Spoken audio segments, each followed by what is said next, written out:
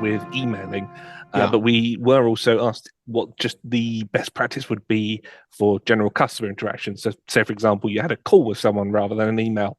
What would you say would be the best way of logging that? So when we first spoke about like how we transfer things, like where we go from our leads to our contacts and what have you, I think it's really crucial and it's really important that we have a look at our practices of where we put things in. So what I'm going to quickly do is I'm going to, behind the scenes, I'm going to just very chiefly create something. I am going to go to the leads board. There we are. And I'm going to say that when I do create things in leads, I'm going to go into the leads and I'm going to put my internal conversations into the updates. Let's say, for instance, we want to talk with Hetty and we're having a chat with Hetty.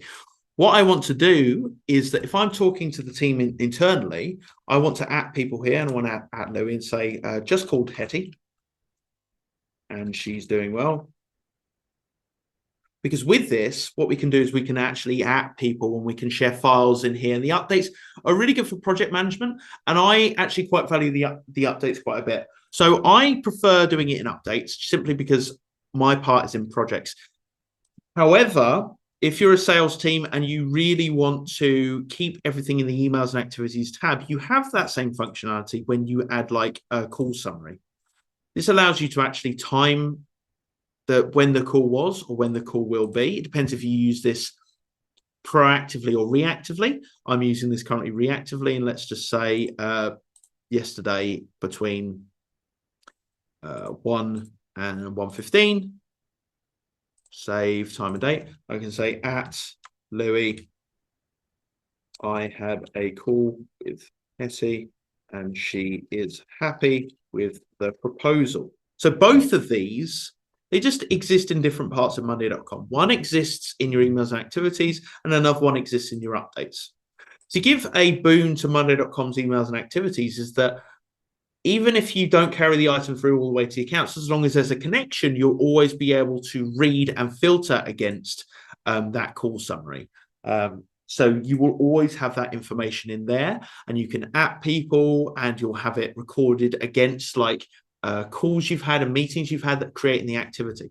If it's something that's incredibly specific just to the updates themselves and it's internal, thank you, Louis, nice work, well done. If it's internal and it's just very specific to that particular record, whether that be a lead, whether it be a contact, what have you, and it needs to remain there and be visible just there against Hetty and not connected in emails and activities, then you can use the updates. It's part and parcel. It's apples and oranges, whichever you really choose. There's not too much of a difference. What it allows us to do, though, is that allows us to move Hetty to the contacts. Let's go to our contacts board. Hetty's popped in at the bottom. Lovely job. There's the account name. Perfect stuff. I want to add Centerdell because I don't have it yet. Centerdell. Lovely job.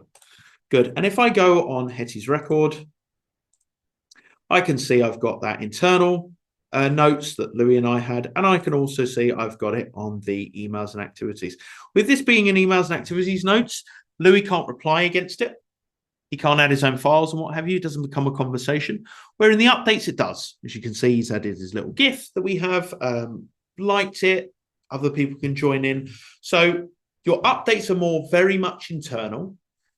Your emails and activities are more reportable and overarching for the business process as a whole. Still internal, but overarching for the business process in terms of the activities. You can't report on updates. You can report on your emails and activities. So that gives you a sort of juxtaposition between the two.